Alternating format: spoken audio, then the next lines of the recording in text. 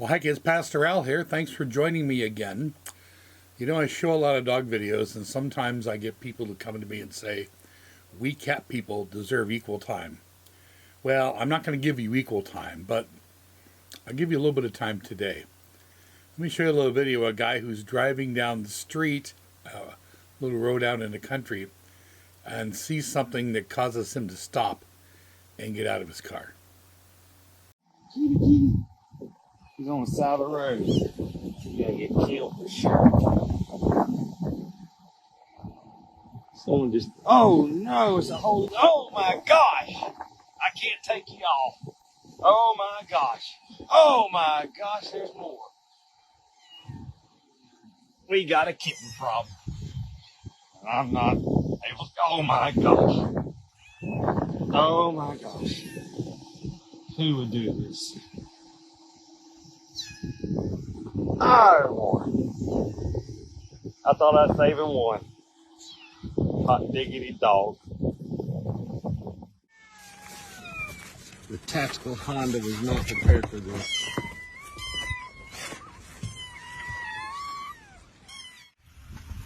Just a wagon full of kittens and babies. Hey! We got some warm water, and kittens don't like water too much, so it's kind of uncomfortable. But we're going to give them a good little bath. We're going to dry them off and put them in their new bed. Now, can you imagine that many kittens running out to find you? What would you do? Would you say, well, I'm not really a cat person, so I don't want to help her? Well, you know, these aren't my cats. I'm not a animal control officer. It's not my responsibility. I'm just going to leave them out here for coyotes to enjoy for dinner. Or would you say, look, I wasn't exactly planning on picking up like a dozen cats today, but they need help, and I'm the only one who can help them, and so I'm going to help.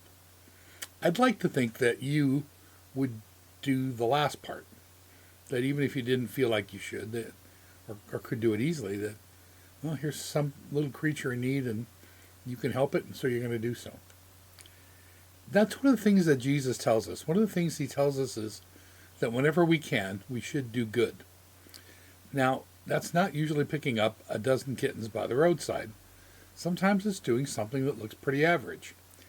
There's a story that came out of Westminster, Colorado a couple of weeks ago of a young man named Brody in the 6th grade.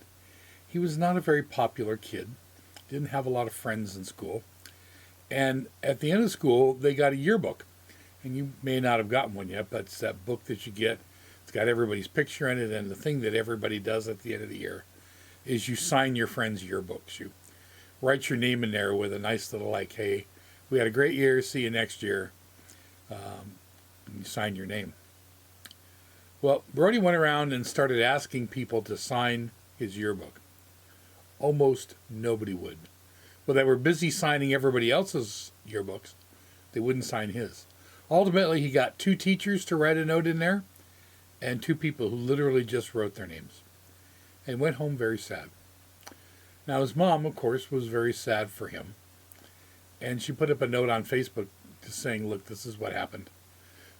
And made my son very sad. And you should try to teach your kids to be kind. Well, something unexpected happened. A bunch of high school students in the same school complex heard about this. And they talked about it together.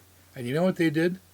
The next day, they barged into Brody's classroom and said, hey, we're here to meet Brody and to sign his yearbook.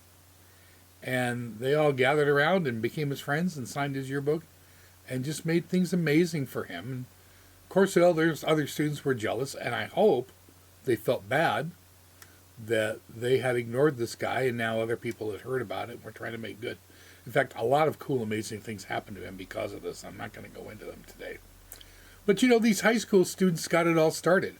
All they did was they heard about somebody who was sad and needed a little bit of help. And because they were willing to help, really cool things happened.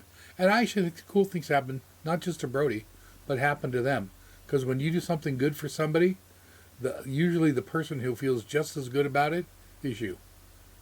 So I hope that you will listen to Jesus' words when he says that the best thing for us to do in all situations where we can is to do good. And sometimes you'll find that's as simple as finding someone who doesn't have any friends and being a friend to them. That's something each and every one of you can do. So friends, do good whenever you can. And you might be surprised how much difference it will make. God bless, kids. Thanks for joining me today. We'll see you next week.